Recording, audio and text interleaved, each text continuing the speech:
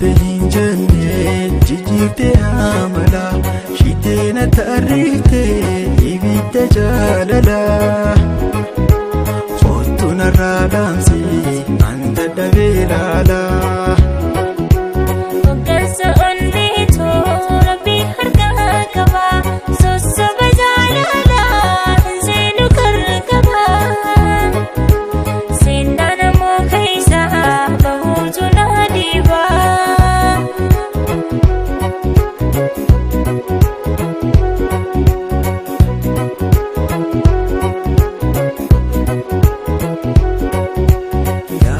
Jaaladhu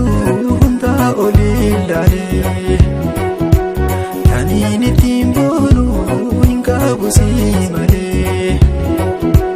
Saayitiin qubattee onni tawaa lakka Si malee onni too eenyu arkee bakka